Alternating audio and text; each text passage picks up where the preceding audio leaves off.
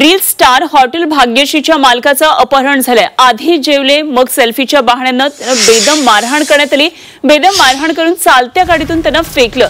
नागेश मडके यांच्यावर आता रुग्णालयामध्ये उपचार सुरू आहेत। अज्ञात व्यक्तींच्या विरोधात गुन्हा दाखल झालाय।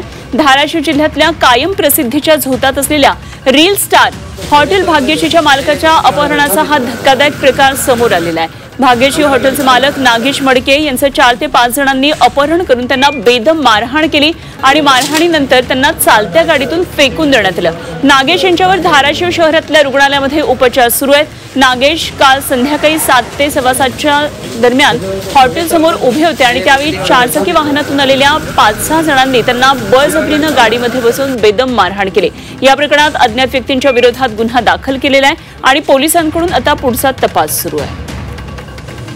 आणि या संदर्भात आणखी सविस्तर माहिती जाणून घेऊया। आमचे प्रतिनिधी ज्ञानेश्वर पतंगे सध्या आपल्या बरोबर आहेत। ज्ञानेश्वर, काय नेमके पुढचे पोलीस कारवाईचे तपशील येतात? अनुपमा, नागेश मडके यांना जे काल त्यांचा अपहरण करून जे मारहाण झाली त्या संदर्भात धाराशिव ग्रामीण पोलिसांमध्ये गुन्हा दाखल झालेला आहे।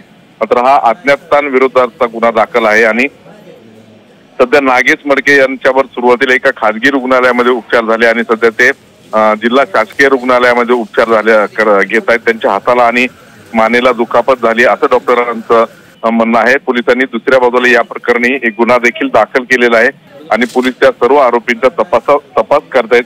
हे जे रील स्टार नागेश मडके आहेत ते सातत्याने या ना त्या कारणानं खरं तर चर्चेमध्ये असतात। होय, त्यांचं भाग्यश्री हॉटेल आहे आणि ते भाग्यश्री हॉटेल सध्या राज्यभर त्यांच्या रील्समुळे प्रसिद्ध आहे आणि ह्या हॉटेलवर घटना घडण्याची ही काही पहिली वेळ नाही। यापूर्वी देखील अशा 3 घटना घडलेल्या आहेत। त्यांच्या हॉटेलवर दगडफेक झालेली आहे, त्यांना मारहाण झालेली आहे आणि काल त्यांचं अपहरण करून त्यांना मारहाण झाली अशी त्यांची तक्रार आहे आणि त्या संदर्भात सध्या धाराशिव पोलिसांमध्ये गुन्हा दाखल आहे। पोलीस आरोपींचा शोध घेत आहेत। ठीक, धन्यवाद ज्ञानेश्वर। दिलेल्या या सगळ्या सविस्तर तपशिलांसाठी अपडेट्स आपल्याकडून वेळोवेळी जाणून घेत राहू। तुर्तास धन्यवाद। ज्ञानेश्वर पतंगे आमचे प्रतिनिधी आपल्या बरोबर होते।